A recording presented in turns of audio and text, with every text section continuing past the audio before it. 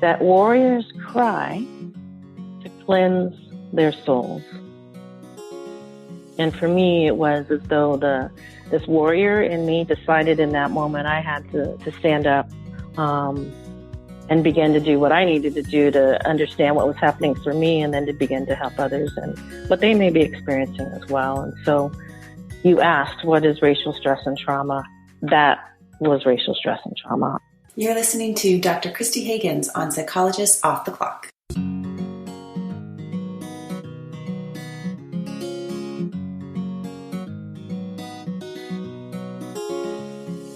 We are three clinical psychologists committed to cutting-edge, integrative, and evidence-based strategies for living well. On this podcast, we bring you ideas from psychology that can help you flourish in your work, parenting, relationships, and health. I am Dr. Diana Hill, practicing in Seaside, Santa Barbara, California. I'm Dr. Debbie Sorensen, practicing in Mile High, Denver, Colorado. And from coast to coast, I'm Dr. Yael Schoenbrunn, a Boston-based clinical psychologist and assistant professor at Brown University. We hope this podcast offers you ideas for how to live a full and meaningful life. Thank you for listening to Psychologist Off the Clock.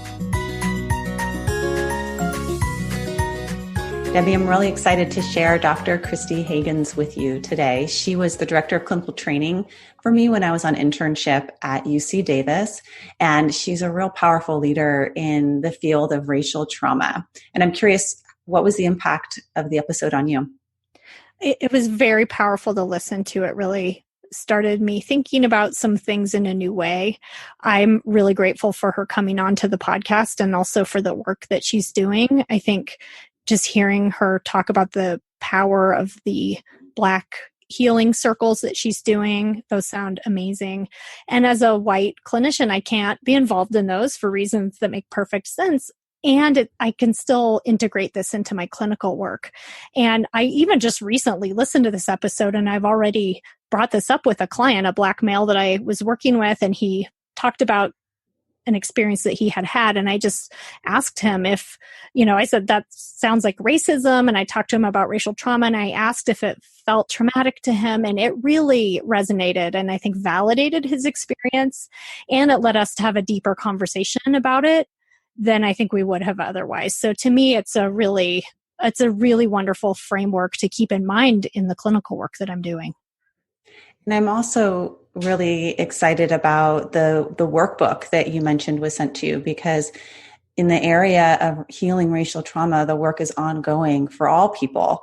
And I'm curious, can you share a little bit about the workbook you received?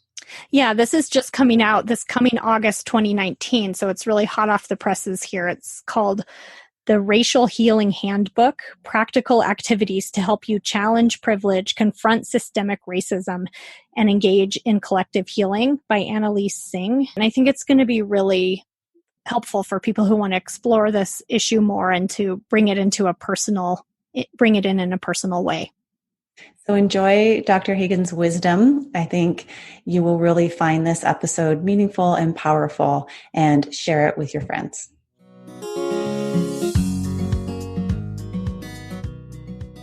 Dr. Kristee Haggins is a community healer, African-centered psychologist, and professor who takes a holistic approach to healing mind, body, and spirit in community. She is a founding member of Safe Black Space Community Healing Circles and is committed to promoting health and wellness, particularly in the Black community. She studied psychology at the University of Southern California and earned her PhD in counseling psychology from the Ohio State University. Dr. Haggins has a multifaceted career as a clinician, educator, consultant, trainer, and university administrator. She's currently professor at California North State University and at Alliant International University, where she teaches courses in multicultural counseling and therapy skills. She has expertise in racial stress and trauma, African American mental health, multicultural psychology, diversity issues, and spirituality and mental health, and offers trainings and tailored workshops in these areas. In 2016, she was awarded the Community Healing Award by the Community Healing Network for her collaboration with CHN and the Association of Black Psychologists. Welcome, Dr. Kristee Haggins. Thank you. It's good to see you again. Good to see you as well. Thanks for inviting me. We were just talking about how it's been about 10 years since we've seen each other, and it's definitely flown by. And you're doing so many different things than when I knew you at Davis. So I'd love to start with talking about safe Black space community healing circles, which you've created. And it seems important when we talk about those. Maybe you can start with the story of how they were developed and what they were born from. Sure, I'd love to. So Safe Black Space Community Healing Circles started a little over a year ago, actually in April of 2018. Yeah, 2018. We're in 2019. Hard to believe how quickly time goes, right? And they really began at a kind of grassroots effort after the killing of Stephon Clark, a young unarmed Black man here in Sacramento by the Sacramento police. And if you don't know the backstory, or for people who do not, I'll lay the groundwork a little bit because it's really relevant to how the community healing circle started. So Stephon Clark was killed. He was unarmed. In the end, the facts show that he was holding only his cell phone. He was killed in his grandmother's backyard early in the morning hours, and about 20 rounds were fired at him, and 8 of which actually shot him, primarily in his back and side. And so when he was killed here locally in Sacramento, there was just a huge kind of community reaction to this killing. Because as you know, and many folks know, there's just been an ongoing kind of very clear disparities in terms of the killings of Black men and women kind of for many, many years. And particularly over the last few years, this has been, highlighted with Black Lives Matter and so forth. And so when it happened here in Sacramento, kind of in our own backyard, if you will, again, there was strong reaction. So there were protests and marches, and the freeway was shut down. Kings games were shut down. There was just a huge response to it. And Stephon's brother, Devontae Clark, actually had a very clear kind of emotional reaction to what occurred. And so very publicly, he was seen just expressing what was going on for him and demonstrating what really looked like kind of distress and trauma and grief and overwhelm. And kind of related to that, an aunt, a family member kind of made a real public cry and said, where are the mental health professionals? Where are people that are able to help us, to help our community right now? And so backstory, trying to make this short, is that I'm a psychologist by training, an African-centered psychologist by training, so a member of the Association of Black Psychologists. And I had actually been doing work for many, many years, actually related to healing and health with African-American people, but in particular related to what's called the emotional emancipation circles. And 2 years prior, had supported ABPSI and CHN in creating what we call our cultural and racial trauma toolkit, healing and trauma toolkit, which we actually developed after the killing of both Alton Sterling and Philando Castile, which was, a year or two prior. So when this happened, all that, fast forward to 2018 in Sacramento, when Stephon Clark was killed. Myself, along with a few other folks here locally, really took to implementing that toolkit. And so Safe Black Space was born. And so Safe Black Space, it's an opportunity for people who identify as African ancestry, who have been triggered or impacted by issues of racism and oppression, whether it is the killing of Stephon Clark or some of the regular kind of day-to-day microaggressions and acts that may occur to us personally or more publicly to others, to be able to come together and to have a safe and a sacred place to talk about what we're experiencing, to understand some of the historical implications of racism and how it shows up systemically and personally and in our communities, and then to begin to really heal ourselves and make different choices in terms of how we take care of ourselves. And that's a nutshell, really, of kind of what we try to do. But that's a bit of the background, the backstory, at least, of how Safe Black Space community healing circles were born. Well, I look forward to diving more deeply into the toolkit and what's offered there. And before we do so, it seems important to define some terms Sure. for people, because some of the the areas of specialty that you have are in racial trauma, and would be maybe helpful to start with maybe defining 3 terms: one, racism, and second, trauma, and then racial trauma, and what that looks like. Sure.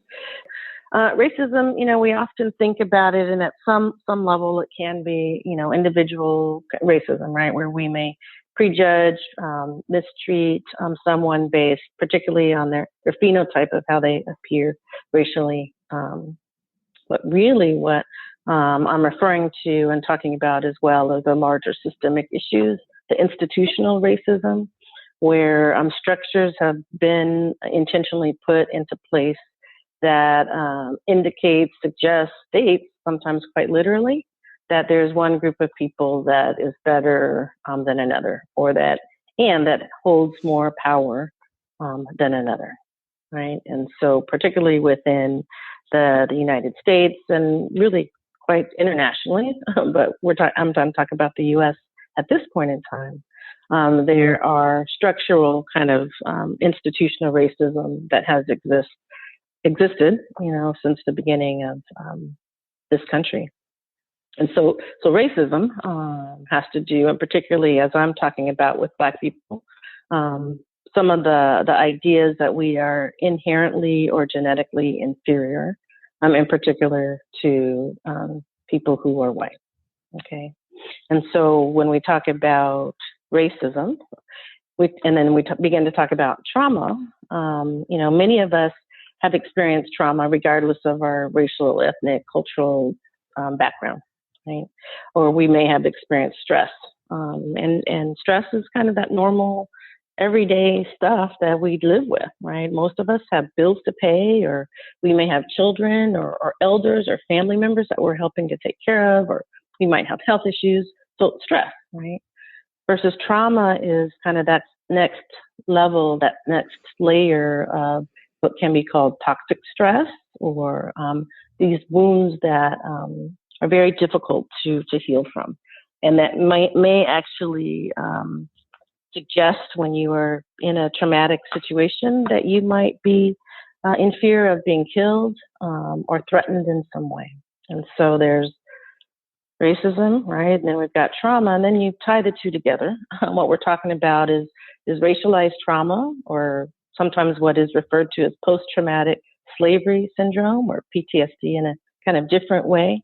But this idea that, again, because of one's race, that you are specifically, potentially targeted and or have reactions based on the idea of who you are and your race. So the idea of trauma, just to kind of speak to that, right, is when a person may experience, witness, or you're confronted with an event or events that involve actual or threatened death or serious injury, right? Or when your integrity of who you are, of yourself or others, is compromised in some way or is threatened. And so you feel intensely fearful, angry, helpless, maybe kind of horrified in those situations. And then when we think about kind of historical and racial trauma, it's the idea of this cumulative kind of emotional, psychological wounding that has occurred over time, over our own lifespan, perhaps, as well as across generations of people who identify as African or as African American. So it's kind of this idea of massive group intergenerational trauma that has occurred. And so we're thinking about things that have been historical, so Jim Crow, so the implications of that, of course, enslavement, and then even right now, kind of more current practices around like stop and frisk, racial profiling, and those kinds of things. Mm-hmm. Right. And how would someone know if they were experiencing racial stress or trauma? What is it? How does it show up in the body and thoughts and emotions? Right. That's a great question. I actually want to start with just an example of how it showed up in me, because sometimes we're not even aware or obvious of what it might look like or be like. And so something I share that's really quite personal, but it's, I think, a really good example is, I was telling you the toolkit was developed a couple summers ago, and it's actually 2016 after the killings of Philando Castile and Alton Sterling, right? There were two Black men that were killed kind of back to back, that were either unarmed or armed, but with a permit and that kind of thing. That was also just a very challenging time, and one for me in which I was helping to implement some of these circles and educate folks about this work I'm sharing with you right now. And I found that there was a stretch of days, 2, 3, maybe 4 days in a row where I just wasn't feeling myself. And I couldn't quite pin down what was going on, but I was waking up kind of super early in the morning, like every morning about 4 o'clock. I wasn't sleeping well in the first place. My appetite was just not itself. I wasn't hungry. I felt super irritable at everything and everyone. And I was kind of noticing and just witnessing all the acts that I felt were oppressive or racist that were kind of going on around me. And at one point, maybe, again, within a week or so after those two Black men were killed, and I was experiencing all these things, and I woke up again at 4 o'clock in the morning. I just got up. I was like, this is crazy. Let me just get up. I kept trying to force myself back to sleep. And then I just started crying, like sobbing, literally, brought to my knees for hours and hours and hours, like throughout the entire day. I couldn't stop. I kept having kind of flashes and memories of, seeing some of the police coverage of the killings of these men, and kind of the stories of their families, of just things I didn't quite even know what was happening for me. And so it wasn't until maybe late until that day or later until that evening, that afternoon, that I finally kind of stopped.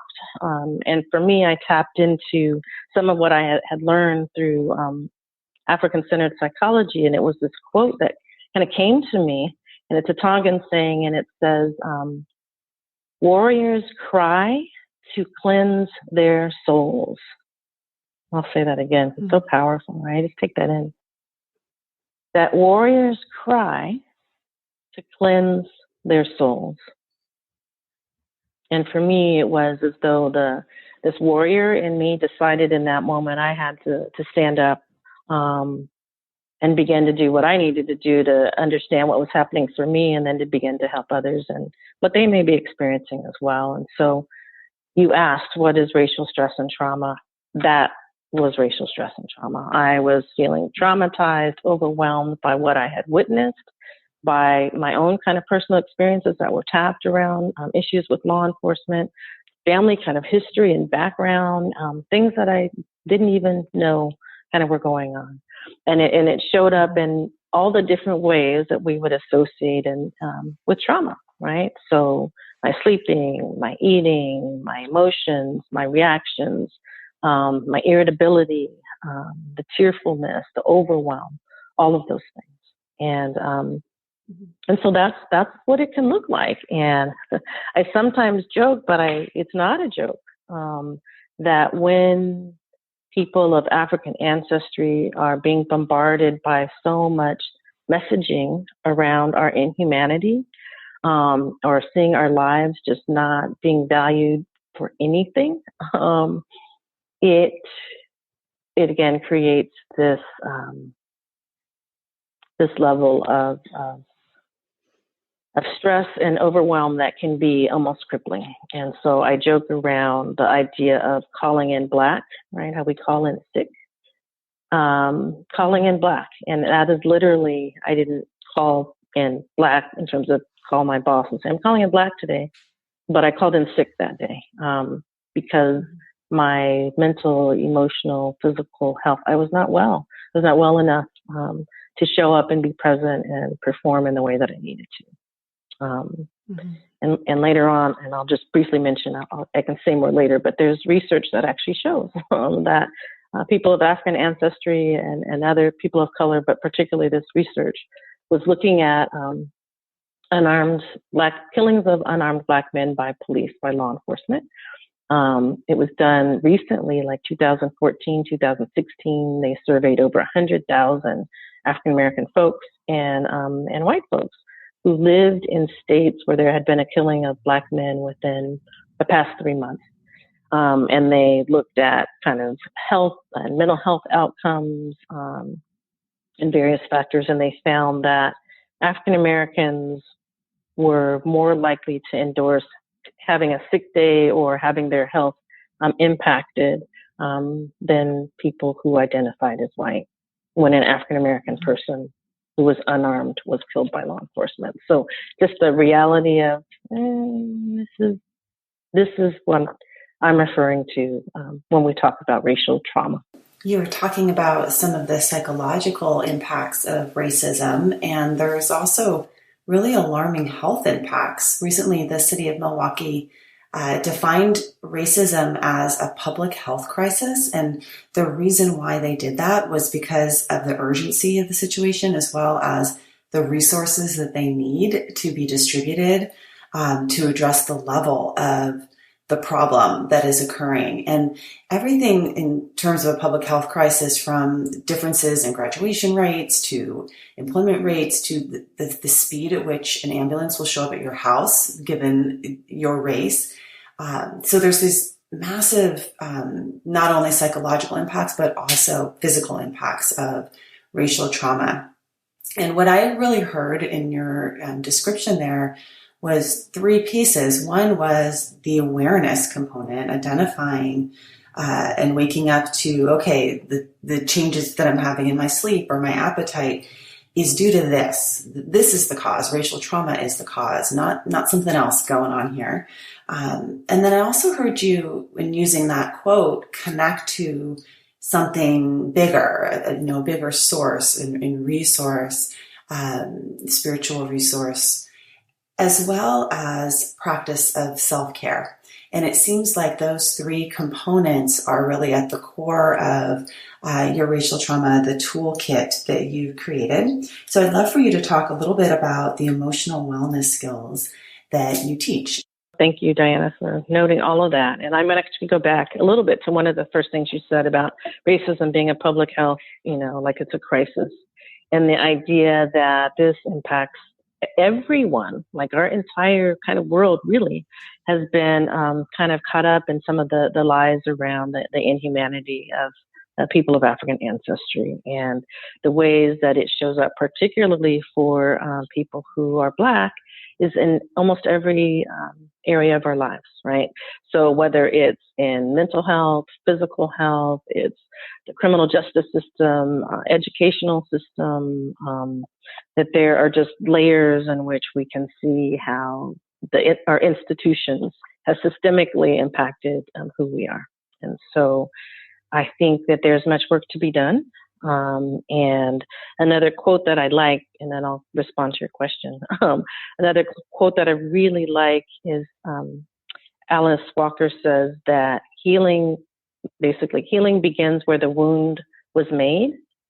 Healing begins where the wound was made, or must really begin there. And when we think about, again, the historical legacies of racism, implicit kind of bias, and all of these things that are so present for us right now, that there's work to do on lots of different avenues, and that I have come to realize that my avenue is around helping people understand that there's healing that needs to be done individually and at the community level. And so you were asking, now take me to the first question you asked me was. The question was around the emotional wellness. So how do we teach them how you do that healing? Got it. Yeah. Okay. So some of it is just awareness, like there's something going on, people, right? Like let's just acknowledge that there's something going on, and it can be related to race. And again, not everything, I want to just state, not everything is related to race and racism. I understand that.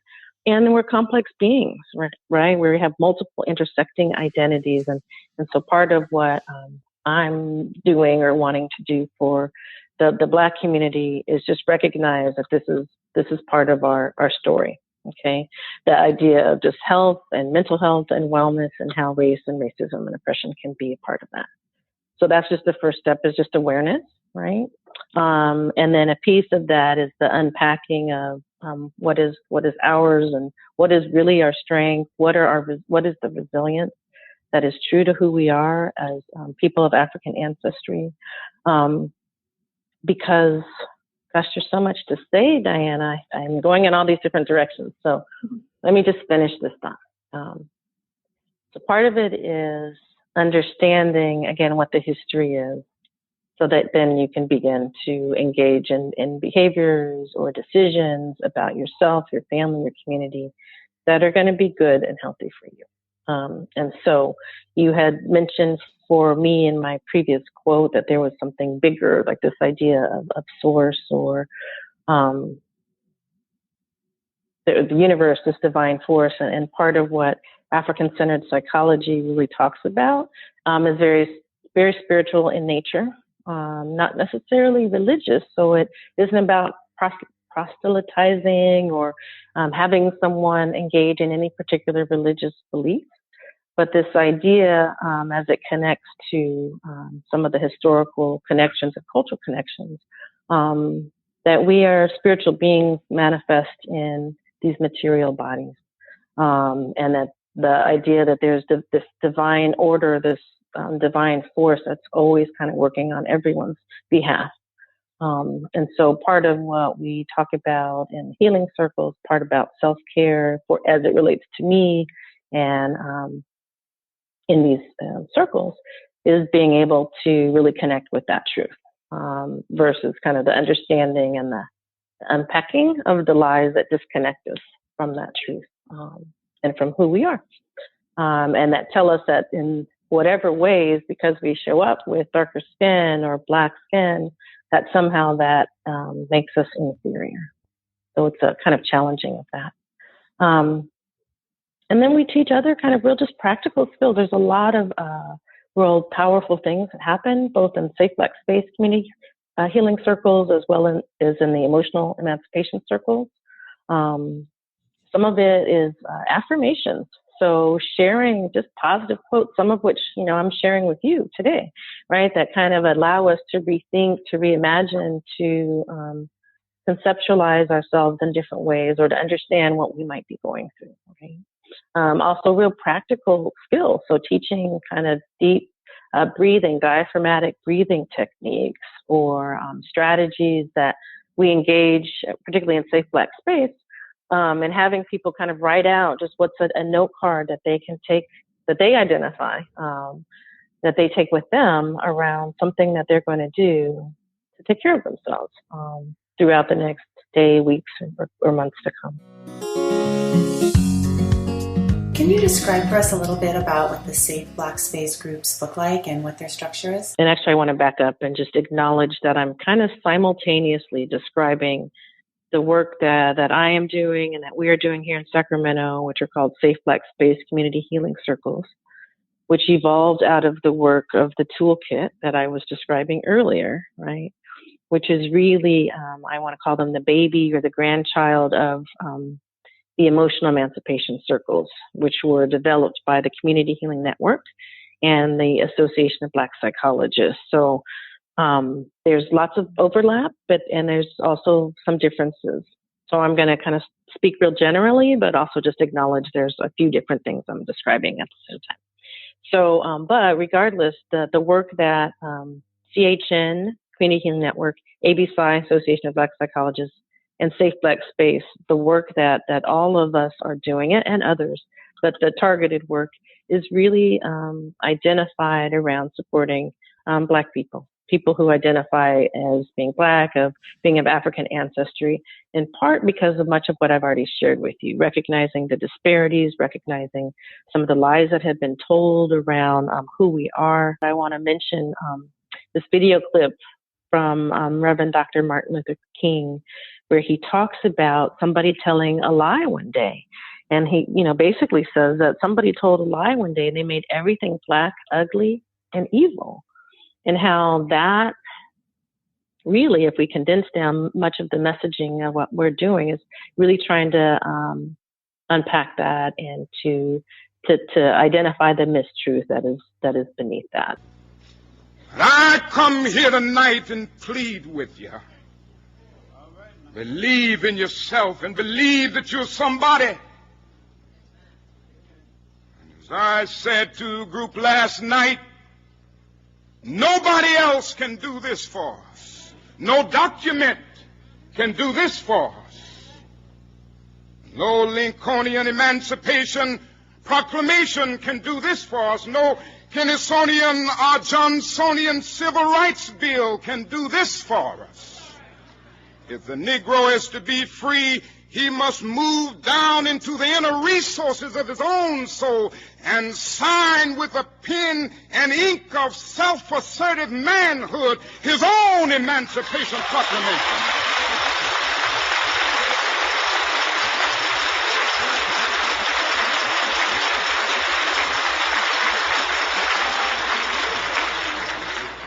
Don't let anybody take your manhood. Be proud of our heritage. As somebody said earlier tonight, we don't have anything to be ashamed of. Somebody told a lie one day. They couched it in language. They made everything black, ugly, and evil. Look in your dictionary and see the synonyms of the word black. There's always something degrading and low and sinister. Look at the word white. It's always something pure, high, and clean.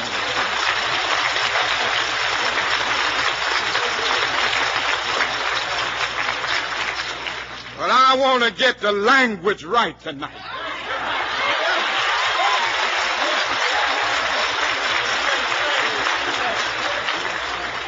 I want to get the language so right that everybody here will cry out, yes, I'm black, I'm proud of it, I'm black and beautiful.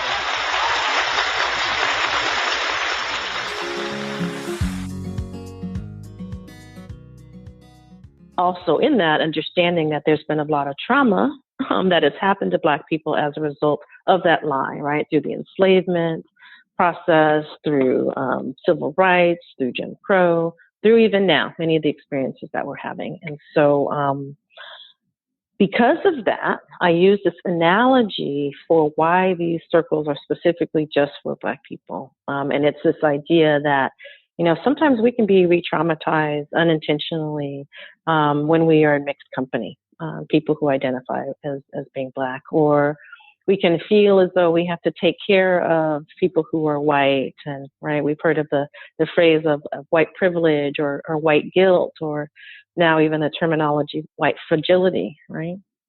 Or people who are Black and feel like, you know, I'm going to come across as an angry Black woman. And, you know, so I say all this just to lay some of the groundwork about why it's necessary just for Black people to come together to address their own family wounds and to kind of take care of some of the intentional psychological oppression that has happened as a result of our history. And so I just want to use the analogy. Sometimes we get a little pushback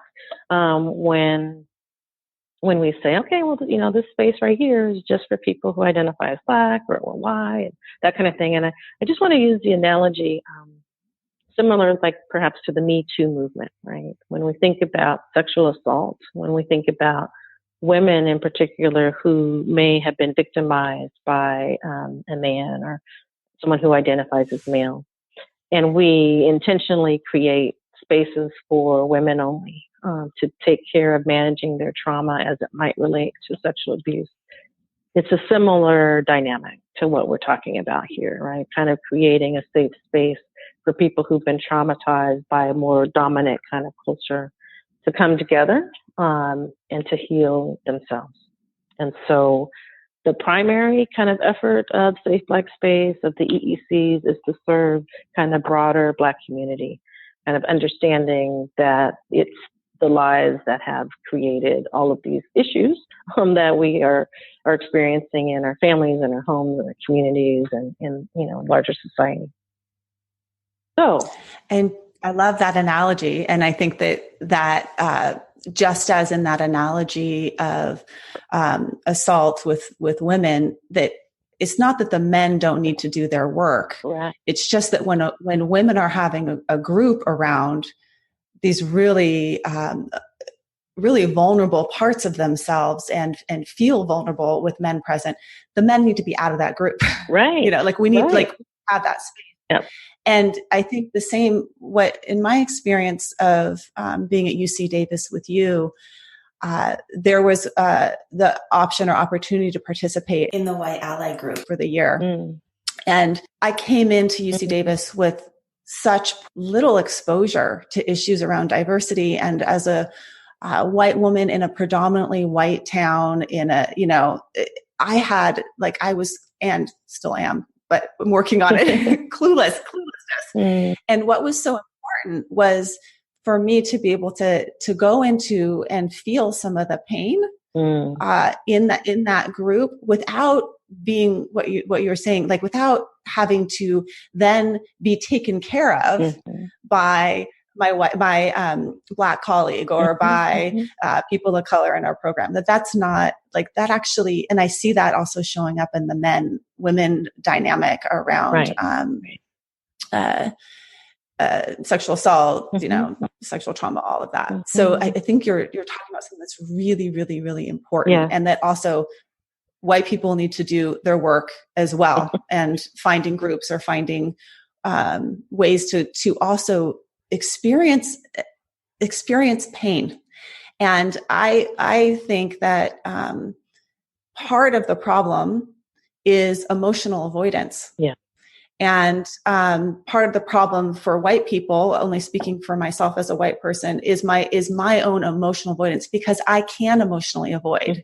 And when Steve Hayes talks about the values and pain being on two sides of the same coin, in order to contact and connect with the values around changing racism or making systemic change or grassroots change, we can't do that without being open to experience pain. Right. Yeah, absolutely. I mean, I totally agree that it's uncomfortable doing this work, having these conversations, being willing to be courageous and take the risk, on all sides can be challenging. And I think that again, I'm not white, so I can't say exactly, but I think you are really tapping into something that is super important. And I was smiling. I know folks can't see us, but I was smiling when you made the comment about white people have to do their work. I frequently do various trainings with sometimes mixed groups of folks, sometimes primarily African American, sometimes only African Americans. And that's a phrase that I talk about is we have to do our work as Black people, white people need to do their work, other groups as well, right? LGBT folks, we need our own kind of safe, sacred spaces to really process, to understand, to learn, to grow. And we need to come together as well, right? And be able to have opportunities to work through all of these wounds, right? That I've been talking about. Yeah. And I also would love to address some of the real deficits in psychology training programs. Can you talk about, because, first of all, I want to kind of rewind. If you have somebody coming into your practice that's talking about things like, I'm not sleeping as well, my appetite is low, I'm depressed, I'm having a hard time going to work. And if you aren't trained in, okay, this could be symptoms of racial trauma, what does that look like, right? It could be dismissed as, I don't know, what some psychologists would put on, this is just depression or whatever. So can you talk a little bit about how you see psychologists, we could raise the accountability of psychologists in terms of cultural accountability as well as training for mental health professionals? So yes, I want to respond to that question, and I'm going to respond by starting with what you had said that I had forgotten about, that made me smile and think, when you had shared that you had been part of, it was the voluntarily, but the White Ally group. right, at UC Davis way back in the day. But this idea of, and what we were just discussing in some ways, like everybody needs to do their work. And so for psychologists, whether you are entering the field or whether you are finishing internship or just getting licensed or you're old timer, but just this idea of staying connected, being self-aware, being willing to kind of grow and learn. Two things come to mind for me. One is it's again another African-centered kind of proverb that talks about self-knowledge as the basis of all knowledge, right? So self-knowledge being the basis of all knowledge. And so for those of us who are doing this work, to be willing to be humble enough to kind of stay engaged and where do I need to learn and grow and when am I feeling uncomfortable and, when do I need to ask questions? When do I need to refer? Like just being in touch and I'm tuned into that, I think is really critical. The other thing that comes up for me, it's not a term we use as much in psychology. It's more of a medical kind of field, but I think really used in the medical field, but it's really applicable, and that's cultural humility, right? Cultural humility, and basically it's the idea of being culturally competent, right? That never ends, that we're always learning and growing, and that we're willing to kind of use our clients, our patients, for their expertise and not quote unquote use them like, right, they have to educate us on everything and we become the student and they're the teacher. But to be willing to be engaged in a process where we're humble enough to say, I don't know, or where can I learn and grow? And so I feel like those are two kind of critical pieces, right? Being willing to be self-aware, being willing to engage in cultural humility, to stay on this path indefinitely. And I think the other part I didn't quite say, but alluded to, is this idea of community. Or, when you talked about your white ally group, or I was reflecting at that time we had diversity dialogues, right? And we bring everybody together. Or I was doing a group at the time called Sister Sister, which was just for Black women. Or where was I going with that? Shoot. Oh, community, right? The idea that there's something, and we know about this from our work with doing groups and group therapy, but that can be healing and transformative when we come together with either like-minded people or people that have the same kind of energy and interest in moving things forward in a certain direction. And so I encourage people to find that community for themselves so they can begin to take that on and do it in a way that may feel scary and uncomfortable at times, but where you're getting held and getting pushed and challenged in ways that will only make you grow and help those then that you are working with grow. Mm-hmm. And what you're also, I think, alluding to is who is at the table of these training programs. Yeah. Because when I came to UC Davis, there were people with disabilities at the table that were my leaders and trainers. There were people of color. There were women. There were, a whole, LGBTQ people. It was a whole rainbow of people with perspectives and strengths that they brought. And most psychology programs at this point are white males. Debbie talks about, she got her PhD at Harvard, and she talks about all the pictures on the wall of her meeting room of all these white males. Right. And there being maybe one or two in the history there of women. Wow. Probably white women. And that, when you look up and that's what you see, and then that's what the offerings are, the perspective. And so I am also interested in, and I think this is a bigger picture of also making systemic change of that we need to change who's at the table doing the training and who's at the table of our, in our leadership as well, making systemic policy.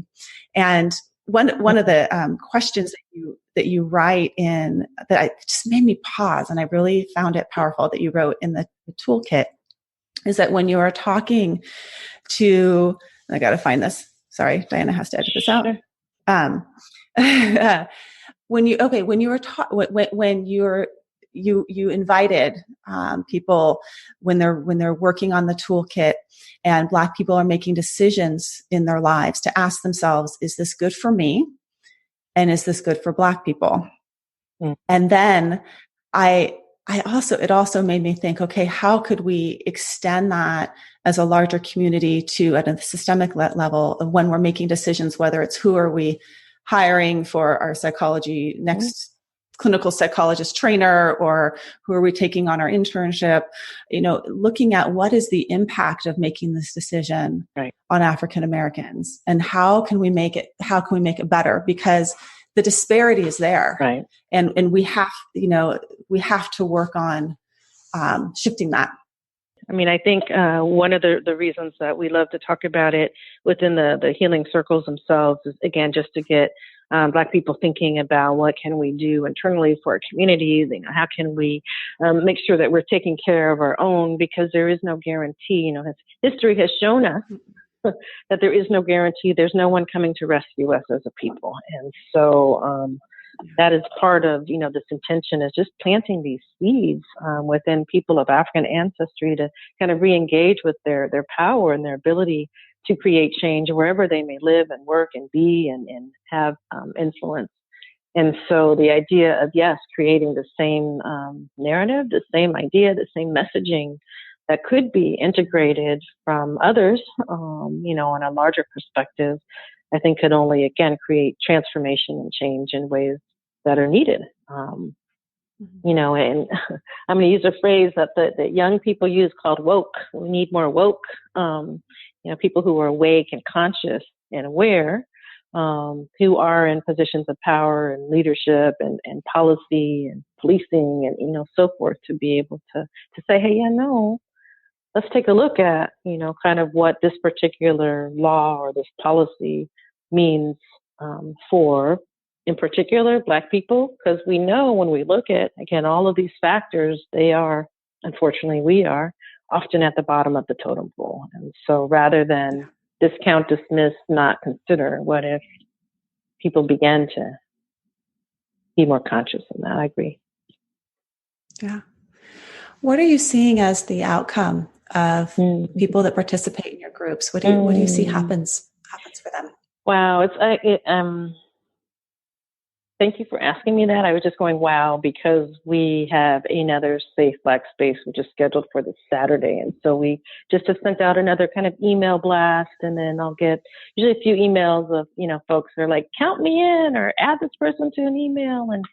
And so I say that to share that it's a powerful, wonderful, amazing experience for the people who participate. And so I want to speak to Safe Black Space just first, right? So these are the healing circles. They started after Stephon Clark was killed.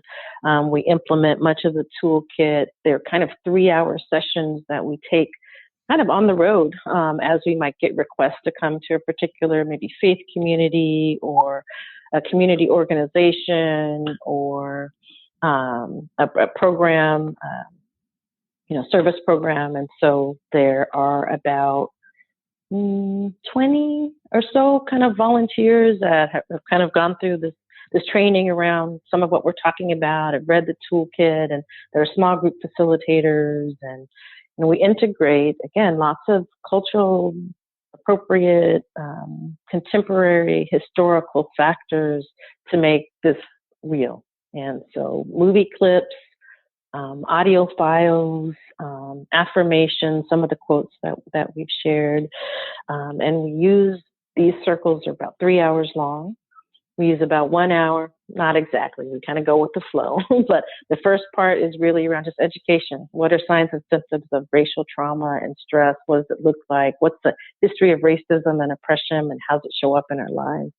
The second part is really, we break into small circles and we talk, and we kind of use ground rules and a talking stick, and, a process where every person is held and heard and listened to.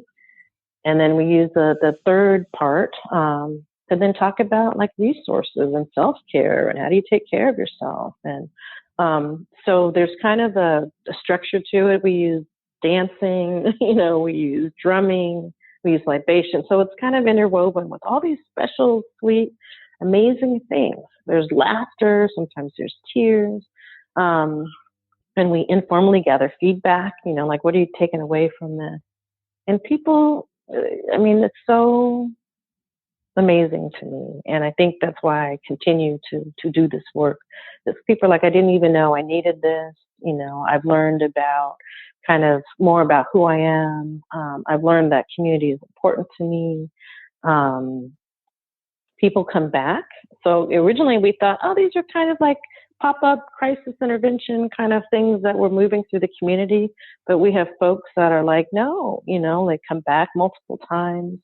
Folks are like, hey, I want to volunteer. So we're kind of just now in terms of the Safe Black Spaces, actually creating it into a nonprofit, and kind of creating some more structure around it. But that's some of the takeaway from that. And really what the idea was, is people did these kind of one-time Safe Black Spaces, or so we thought, that we could then feed them into the EECs, the Emotional Emancipation Circles. And the EECs have like a 8-session curriculum that were, like I said, developed by ABPSY, Association of Black Psychologists, and the Community Healing Network, and the community actually way back in Ferguson. They're happening internationally.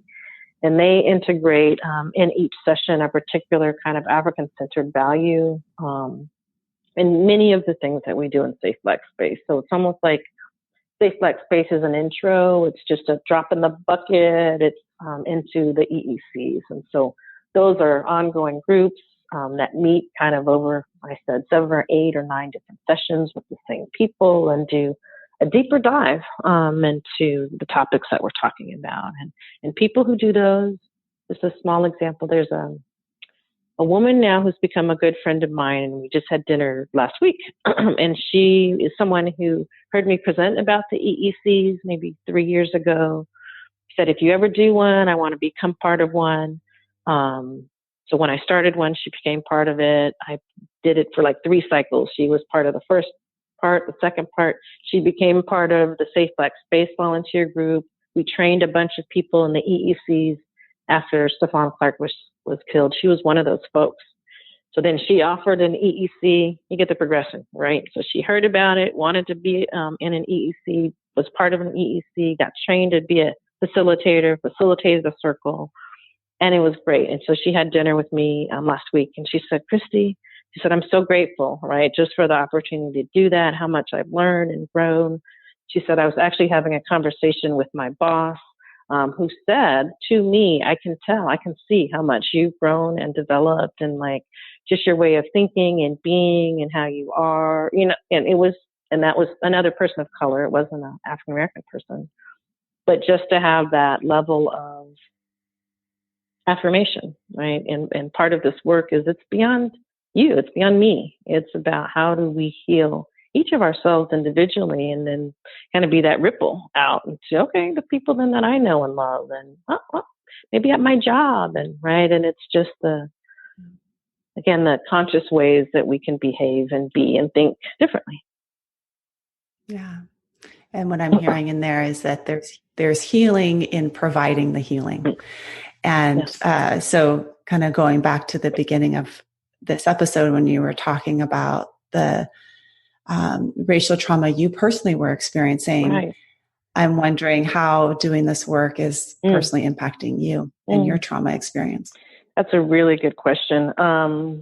There is definitely healing in the healing. That is for sure.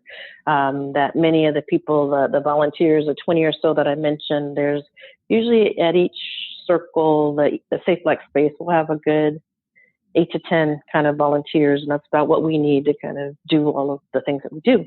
And they come back saying, I'm coming back because I'm being fed, right? It's like as I'm giving, as I'm serving, I'm giving, or whatever that term is, right? As I give, I serve. As I give, I receive. There you go. And so that has been the experience for me as well.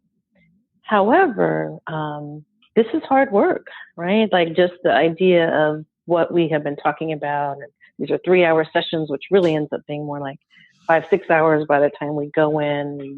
We make a space, we make it African-centered, we put the quotes on the walls, we bring fabric and baskets and music, and like we create sacred healing space. And so it can be tiring, it can be exhausting. And so part of this team, where I was mentioning as we're forming our nonprofit, have been very intentional about saying, okay, like this summer, let's do a retreat. Maybe we take a month off, and in July we do a 2-day retreat, part self-care, part strategic planning, but just kind of recognizing our need to refuel. That while we are fed and restored in the process, that there's also a lot of giving that we're doing. And so I have seen, for me, what I have seen is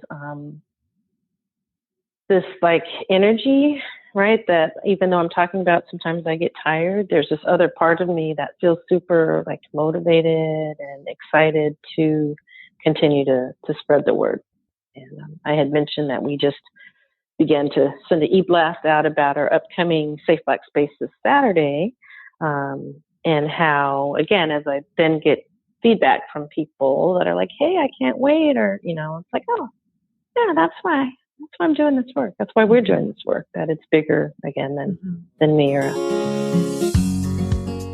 There's this anniversary, the 400th anniversary of the forced arrival of Africans at Virginia Colony. And 2019 is the 400th anniversary. Yep. And it seems that, and you've written about how this being like a pivot point. Can you just, as we start to close up, can you talk about what are we pivoting? What are you pivoting towards? Sure. So I want to actually acknowledge you're absolutely right. 1619, was the forced enslavement, or the beginning in terms of on this continent of people of African ancestry. And I want to acknowledge that this Healing in the Face of Cultural Trauma toolkit was co-authored by a number of folks. And so one of them, two of them I want to make sure I explicitly note is Enola Aird, who's the founder and president of the Community Healing Network. And then Dr. Cheryl Towede Grills, who is a past president of the Association of Black Psychologists. And they were the two that really kind of began, and then with Dr. Daryl Rowe as well with ABSI, that really kind of began the EEC process. And I bring them up because CHN with Enola Aird was the impetus for marking the 2019 kind of anniversary for this particular movement, these efforts to really be taken on en masse by people of African ancestry. And so I just kind of want to acknowledge that, and how this year in particular, there's a truth-telling tour that CHN and ABSI and Dr. Grills is on, kind of working kind of throughout not only the country, but internationally, in terms of just spreading this word, getting people trained on the EECs, for example. And so as we talk about the shift, this hope for 2020 and beyond, again, it's this idea to have en masse people who are more conscious and woke or awake, and able to create shifts and changes in, again, what they do and how they do it, and decisions that they make, and power positions that they may hold, or in, again, just their individual understanding of how to take care of themselves better. So I would love to see kind of what we were talking about earlier, that at a public, policy level, institutional level, that shifts happen and continue to happen. And then, all the way down to the individual level, that people can be healthy and whole and, be able to live a life in which they don't have to be fearful of or for their own safety, simply because of the color of their skin. Thank you, Dr. Haggins. Well, I'm going to get some links from you of some of the resources that we've talked about today on this episode. And if people want to look more into groups, look more into the toolkit, all the resources that we've talked about, and also a link hopefully to you if people want to connect with you directly. I so appreciate you, and on a personal level, and then appreciate you on a global level in terms of what you're doing and offering. So thank you. Thank you so much, Diana. It's been a pleasure. Thank you for listening to Psychologist Off the Clock. You can find us on iTunes, Facebook, and Twitter. This podcast is for informational and entertainment purposes only and is not meant to be a substitute for mental health treatment. If you are having a mental health emergency, please dial 911. If you're looking for mental health treatment, please visit the resources on our webpage. Our website is www.offtheclockpsych.com. That's www.offtheclockpsych.com.